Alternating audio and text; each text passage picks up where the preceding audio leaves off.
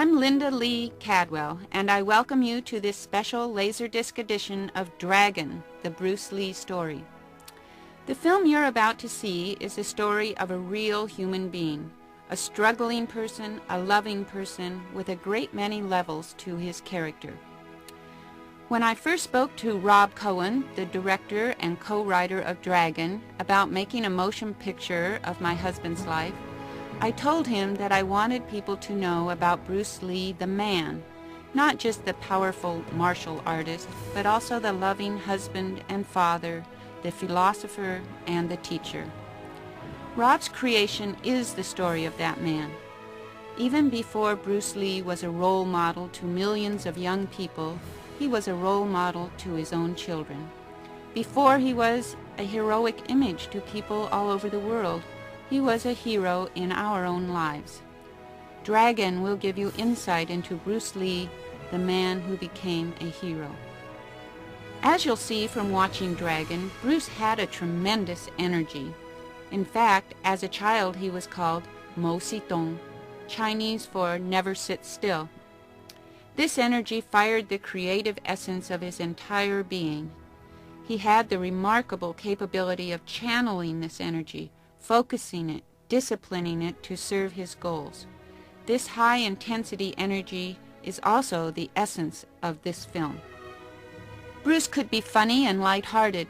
I've never laughed so much in my life as I did when I was with him. And he could be tender and kind. He had so much to give in his life, and he gave it all. A life need not be measured in numbers of years, but by the contributions of the individual. By this measure, Bruce was a sage.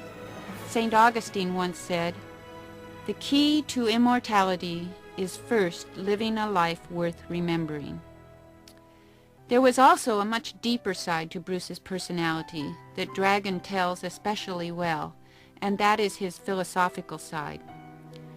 Immersed in the Eastern and Western philosophies, Bruce was a great and deep thinker, always contemplating life and the meaning of his own existence.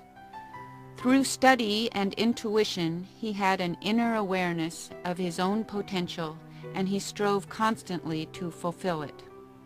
He was a student, a teacher, and an artist. To him, the discipline of martial arts was not just a means to fight better, it was a way to live better through the perfection of his mind and body. By increasing his powers of awareness through self-knowledge, Bruce was constantly fine-tuning his inner perceptions and their relationship to things going on around him. Through his own process of self-evaluation, he evolved his own way of martial arts, which he called Jeet Kune Do. When he was offered the chance to make films, Bruce saw an opportunity to show his beloved Chinese culture and his special art to millions, and as usual, he focused all of his energy on it.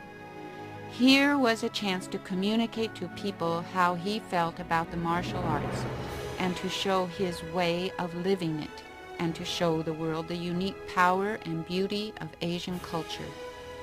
The world of the motion picture became the best classroom for the teachings of the little dragon, Lei Xiulong. With his new ambition, though, came new boundaries, mostly in the negative ways that Asians were depicted in film and television. Bruce wasn't a person who recognized barriers of any sort, either in filmmaking or martial arts. He wouldn't be a party to the stereotypes of the time. In tearing down the barriers of fear and prejudice that were so firmly entrenched in Western filmmaking, Bruce opened the door for people of all races, cultures, and disabilities to fulfill their potentials. Bruce's work crossed the boundaries of film and martial arts and showed people in all walks of life that they could realize their dreams.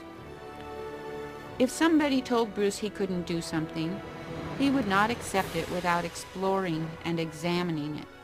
While he had great respect for tradition, he was not a slave to it, and if he saw a better way, he was faithful to the integrity of his opinions. He ruffled some feathers, but he also changed a lot of attitudes, and he definitely changed the way martial arts and Asian culture are perceived. Now, 20 years after he left us, he's still changing people's attitudes. This is what the film Dragon does so well. It does not show Bruce Lee a Chinese man, or Bruce Lee a fighting man, or Bruce Lee a family man. It is all of these and none of these. Dragon is about Bruce Lee, a real human being. I'm often asked to speculate on what Bruce would be doing now if he were still here. I think it's safe to say that he would still be involved in film. He loved film, and it was his passion to share his philosophy with the whole world through a medium that could entertain as well as inform. He would probably have continued to write and produce his own pictures and to create opportunities for others to create their own special kind of art. And Bruce, I am sure, would have loved Dragon.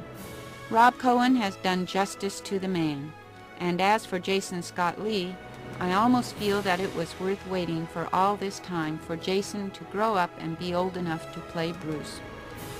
I sincerely hope you enjoyed Dragon, the Bruce Lee story. Watch it with the knowledge that you are indeed witnessing the true humor, wisdom, and yes, the power of the man I knew.